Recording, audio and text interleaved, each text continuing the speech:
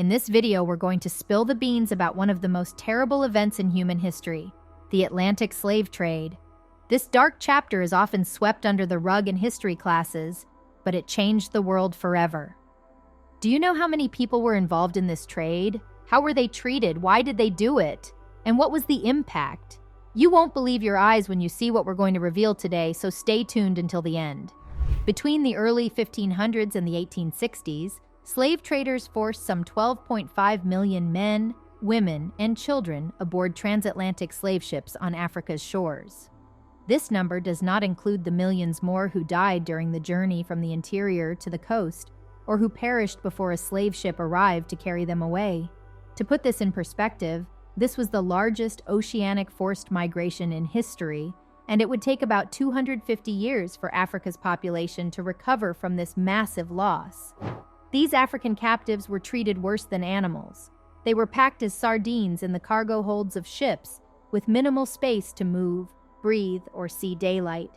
Diseases, starvation, and abuse were rampant, leading to the deaths of approximately 15% of the captives during the journey. Some of them chose to jump overboard rather than face a life of slavery. Others tried to rebel against their oppressors, risking their lives for a chance at freedom. One of the most famous examples of resistance was the revolt on the Amistad slave ship in 1839, when 53 Africans seized control of the vessel and demanded to be returned to their homeland.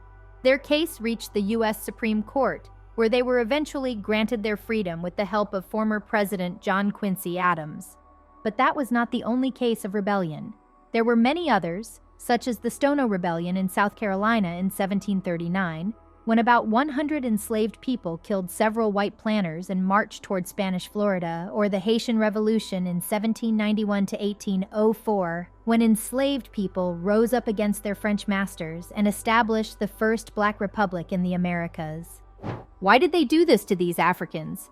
Because they wanted to make money. Europeans traded them for goods like cloth, iron, guns, and liquor. They made them work hard on crops like sugar, tobacco, cotton, and coffee. They sold these products back to Europe for a lot of profit. It was a cycle of exploitation that made the rich richer and the poor poorer. Not all Europeans profited from it. Some Europeans opposed slavery. Some religious groups like the Quakers joined other activists to fight against slavery.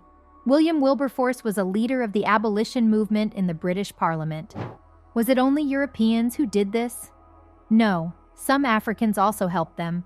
Some African leaders sold their enemies or allies to the Europeans for their own benefit. Some African traders became rich and powerful by dealing with slaves themselves, like Francisco Felix de Souza from Brazil, who traded over 100,000 slaves in his lifetime. But not all Africans agreed with this. Many Africans resisted, fought back, and ran away from slavery. Some of them formed their own communities in hidden places, like Palmares in Brazil, where they kept their African culture and identity. But Palmares was not the only example of African resistance. There were many others, such as Queen Nzinga of Ndongo and Matamba, now known as Angola, who fought against Portuguese slave raiders for decades, or King Afonso Relman of Congo, who tried to stop his subjects from being enslaved by European traders. What was the impact of this trade on the world? It was huge and horrible.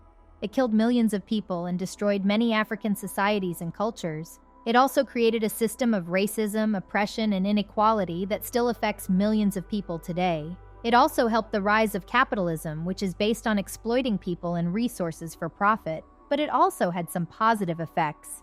It created a rich and diverse culture in the Americas that blended African, European, and Native American elements. It also inspired movements for freedom and justice around the world. And it contributed to scientific and technological innovations that benefited humanity. Some countries have not apologized or paid for what they did. Some people still deny or ignore what happened. Some people still suffer from the effects of slavery, but we can learn from this history and try to make things better. We can honor the memory of those who died and suffered. We can celebrate the courage and strength of those who survived and resisted. We can work together for a more fair and humane world for everyone.